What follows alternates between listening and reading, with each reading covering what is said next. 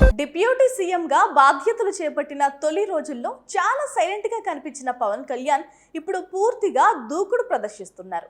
మరీ ముఖ్యంగా కాకినాడ పోర్టు నుంచి గత వైసీపీ ప్రభుత్వంలో భారీ ఎత్తున సాగిన రేషన్ బియ్యం అక్రమ రవాణాపై విపక్షంలో ఉండగా తీవ్ర విమర్శలు చేసిన ఆయన అధికారంలోకి వచ్చి రాగానే దీనిపై ఫోకస్ పెట్టారు.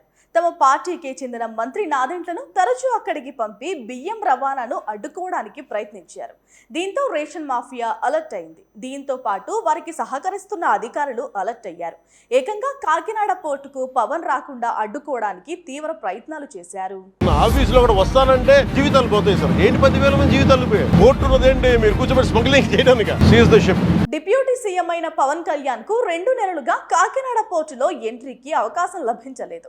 అయితే పవన్ కళ్యాణ్ అక్కడికి వస్తే విషయం పెద్దదవుతుందని భావించిన అధికారులు ఆయన రాకుండా శతవిధాలుగా ప్రయత్నాలు చేశారని ఆయనే స్వయంగా చెప్పారు. దీంతో రేషన్ మాఫియాకు అధికారులు సహకరిస్తున్నారని, ఓ డిప్యూటీ సీఎం నే అడ్డుకునే స్థాయిలో రేషన్ అక్రమ రవాణా జరుగుతుందనే చర్చ రాష్ట్ర వ్యాప్తంగా జోరందుకుంది. కాకినాడ పోర్టుకు పవన్ రాకుండా అధికారులు అడ్డుకోవడానికి చెప్పిన కారణం 10,000 మంది ఉపాధి పోతుందని, ఆ సాకుతోనే పవన్ కళ్యాణ్ అక్కడికి వచ్చి రచ్చ చేయకుండా అధికారులు అడ్డుకున్నారనే విషయం పవన్ కళ్యాణ్ కాకినాడ టూర్ లో బయటపడింది.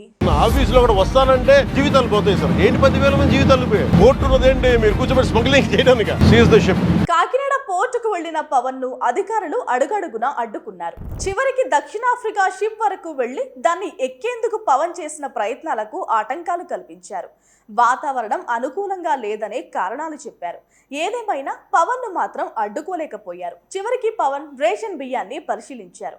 దీంతో కాకినాడ పోర్టులో లోపాలన్నీ బయటపడ్డాయి. అయితే ఇంత జరుగుతున్నా సీఎం చంద్రబాబు కానీ, ప్రభుత్వంలో ఇతర మంత్రులు పెద్దలు కానీ పల్లెత్తు మాట మాట్లాడకుండా మౌనంగా ఉండిపోవడం చూస్తుంటే లోపల ఏదో జరుగుతుందన్న చర్చకు కారణమవుతోంది.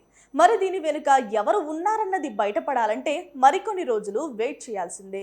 ఆఫీసులో కూడా వస్తానంటే జీవితాలు పోతాయి సార్. 10,000 మంది జీవితాలు పోయాయి. పోర్టు ఉన్నదేంటి మీరు కూర్చోబెట్టి స్మగ్లింగ్ చేయడానికి. Seize the ship. Please subscribe .news.